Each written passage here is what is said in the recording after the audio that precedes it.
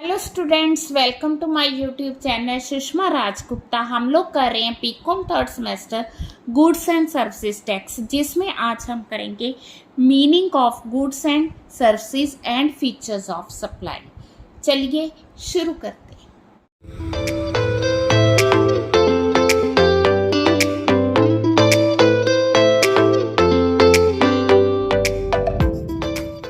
जब हम बात करते हैं जीएसटी की, तो जीएसटी तब भी लागू होगा अगर टैक्सेबल इवेंट होगी।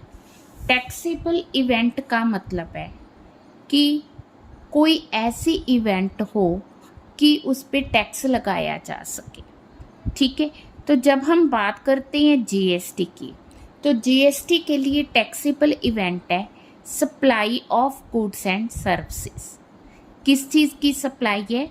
Supply of goods and services. तो यहाँ पे टैक्सेबल इवेंट क्या होगी? सप्लाई। तो जब हम सप्लाई की बात करते हैं तो इस वीडियो में हम करेंगे कैरेक्टरिस्टिक्स ऑफ सप्लाई। तो सबसे पहला पॉइंट है कि सप्लाई जो है गुड्स की हो सकती, सर्विसेज की हो सकती और दोनों की हो सकती है। जब हम दोनों की बात करते हैं तो इसमें कंपोजिट और मिक्स्ड सप्लाई भी आती है। तो सप्लाई ऑफ गुड्स, जो हमने गुड्स को सप्लाई करना है वो हम इंटरस्टेट कर सकते हैं और इंट्रास्टेट भी कर सकते हैं। इंटरस्टेट का मतलब दो स्टेट्स के बीच में, इंट्रास्टेट का मतलब स्टेट विद इन स्टेट, उसी स्टेट के अंदर। अगर हम पंजाब में एक डिस्ट्रिक्ट से दूसरे डिस्ट्रिक्ट में गुड्स ट्रांसफ़र कर रहे हैं तो उसे इंट्रास्टेट कहा जाएगा। अगर हम पंजाब से हरियाणा गुड्स ट्रांसफ़र कर रहे हैं तो इसको इंटरस्टेट कहा जाएगा। तो पहला है कि supply of goods, second is supply of services. इसी तरह से सर्विसेज को भी हम सप्लाई कर सकते हैं, इंटरस्टेट भी कर सकते हैं और इंट्रास्टेट भी कर सकते हैं।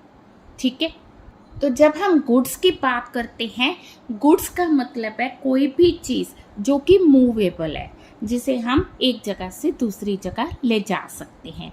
जब हम सर्विसेज की बात करते हैं, सर्विसेज मतलब इकोनॉमिक एक्टिविटी जो कि किसी भी चीज़ में वैल्यू एडिशन करती है।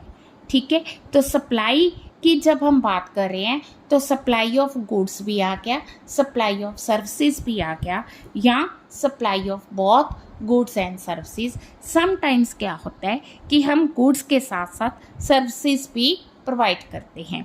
जैसे हमने कार दी है सर्विस करवाने के लिए, तो कार यहाँ पे गुड्स होगी और जो उसकी मेंटेनेंस और रिपेयर है वो सप्लाई ऑफ सर्विसेज होगी। तो कई बार क्या है, सप्लाई दोनों की भी हो सकती है। जब हम दोनों की सप्लाई की बात कर रहे हैं तो सप्लाई दो तरह की है, एक कंपोजिट सप्लाई है और दूसरी मिक्स्ड सप्लाई है। अब कंपोजिट और मिक्स्ड सप्लाई दोनों में क्या डिफरेंस है? कंपोजिट सप्लाई का मतलब है कि हम एक, दो या दो से ज़्यादा चीज़ें इकट्ठी सप्लाई कर रहे हैं, तो इसे हम क्या कहेंगे? कंपोजिट। इन चीज़ों को नेचुरली बंडल किया जाता है, मतलब दोनों चीज़ों का होना ज़रूरी है। मतलब एक अकेली चीज़ हम नहीं सप्लाई कर सकते, और इन दोनों में से एक की प्रिंसिपल सप्लाई है और दूसरी उसकी सहायक है, सपोर्टर है। ठीक है, तो टैक्स किस तरह से लगेगा? टैक्स पे वो रेट अप्लाई होगा जो प्रिंसिपल सप्लाई पे अप्लाई होता है। ठीक है, तो यहाँ पे इन्होंने कंपोजिट में वही एग्जांपल लिया है कार का। अगर हम कार रिपेयर के लिए दे रहे हैं तो कार गुड्स होगी, रिपेयर सर्विस होगी। तो यहाँ पे जो हमने कार दी है that is for the repair, तो प्रिंसिपल सप्लाई इसमें रिपेयर आ गई। ठीक है, अब जो टैक्स लगेगा वो रिपेयर रेट पे लगाया जाएगा। ठीक है जी। अब कंपोजिट सप्लाई में आ गया, जैसे कोई जॉय मैन्युफैक्चरर्स है, इन्होंने मनीष लिमिटेड के साथ कॉन्ट्रैक्ट किया for the supply of readymade shirts. अब रेडीमेड शर्ट्स को इन्होंने डिज़ाइनर बॉक्स में डाला है, तो ये दोनों क्या होगी? Composite supply. हाँ जी, इसी तरह से हम एग्जाम्पल लेते हैं कि अगर ट्रैवल टिकट है मुंबई टू दिल्ली का, इसमें ट्रैवल टिकट के साथ सर्विस ऑफ फूड भी प्रोवाइड की जा रही है, इंश्योरेंस प्रोवाइड की जा रही है, use of airport launch provide किया जा रहा है। तो इसमें ये जो मेन ट्रैवल टिकट हो गया वो क्या होगी, मेन मतलब हम कह सकते हैं प्रिंसिपल सप्लाई, और जो बाकी की सर्विसेज है वो होगी अदर सप्लाईज। ठीक है, अब जो टैक्स लगेगा वो टिकट के जो रेट है उस पर लगाया जाएगा। अगर ये कॉम्पोजिट है तो मिक्स्ड सप्लाई क्या है, मिक्स्ड सप्लाई है कि वो चीज़ें जिन पे हम अलग अलग टैक्स लगा सकते थे उनको अलग अलग सप्लाई करने की बजाय हम इकट्ठा सप्लाई कर रहे हैं, तो वो होगी मिक्स्ड सप्लाई। ठीक है, तो फिर इसमें किस रेट पे टैक्स लगाया जाएगा, मान लो ये 4 चीज़ें हम कॉम्बो बना के दे रहे हैं, तो इनमें से जिस भी चीज़ पे हाईएस्ट रेट ऑफ टैक्स लगता है उसे चूज़ करेंगे और मिक्स्ड सप्लाई पे उसी रेट पे टैक्स लगाया जाएगा। ठीक है, तो कंपोजिट और मिक्स्ड सप्लाई में अगर हमने डिफरेंस देखना है तो डिफरेंस पता चलेगा कि अगर तो 2 चीज़ों की सप्लाई कंपल्सरी है तो वो होगी कंपोजिट, अगर वो अपनी मर्जी से कर रही है तो वो होगी मिक्स्ड सप्लाई। ठीक है, तो मिक्स्ड सप्लाई में एग्जांपल आ गया जैसे canned food, sweets, chocolates, cake, dry fruit.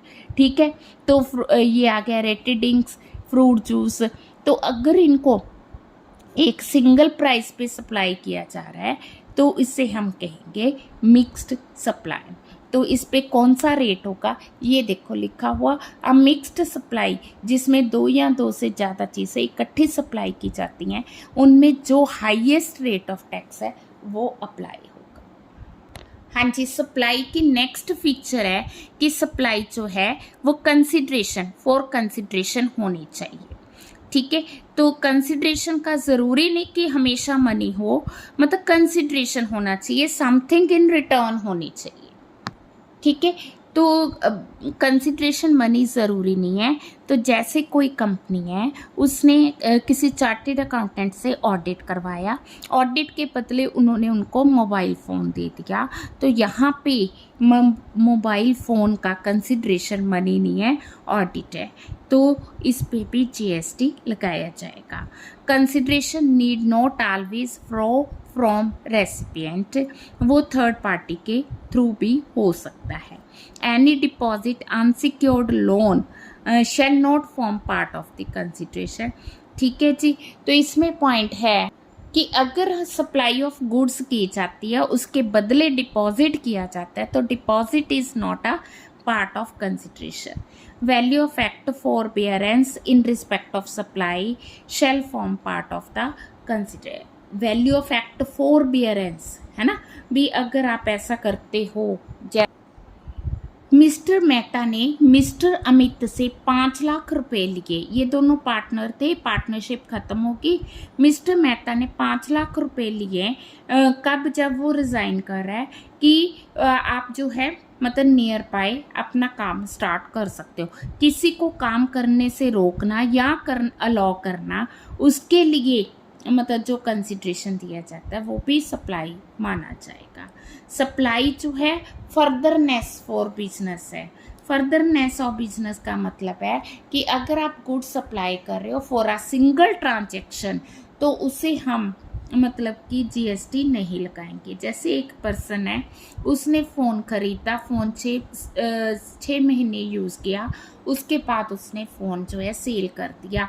अब यहाँ पे फर्दरनेस ऑफ बिजनेस नहीं है, उसने उस चीज़ को कंटिन्यू नहीं करना, उसने फ़ोन यूज़ किया, यूज़ करके सेल कर दिया, तो इसे सप्लाई नहीं माना जाएगा। सप्लाई तभी होगी अगर उसमें कॉन्टिन्यूएंस होगी। Supply made in taxable territories, तो जीएसटी तभी अप्लाई होगा, लागू होगा अगर वो टैक्सेबल टेरिटरीज में की जाती है। देन है supply made by taxable person, जो सप्लाई की जाती है वो टैक्सेबल पर्सन के द्वारा होनी चाहिए। ठीक है, टैक्सेबल पर्सन का मतलब है कि उसकी एक लिमिट रखी हुई है कि इतनी लिमिट अगर आपकी टर्नओवर होती है तो आपको रजिस्ट्रेशन करवानी होगी, आप रजिस्टर्ड डीलर बन जाओगे। तो टैक्सेबल पर्सन का मतलब है कि उसकी जो सप्लाई है, उसकी जो टर्नओवर है एक लिमिट से ज़्यादा है। सप्लाई भी टैक्सेबल होनी चाहिए। टैक्सेबल का मतलब जिस पे टैक्स लगाया जाता है। ठीक है, तो इस वीडियो में हमने किए हैं फीचर्स ऑफ सप्लाई। नेक्स्ट में हम करेंगे स्कोप ऑफ सप्लाई। वीडियो अच्छी लगी, वीडियो को लाइक करें। चैनल को अभी तक नहीं सब्सक्राइब किया, ज़रूर सब्सक्राइब करें और ज़्यादा से ज़्यादा वीडियोस को शेयर करें। Thank you.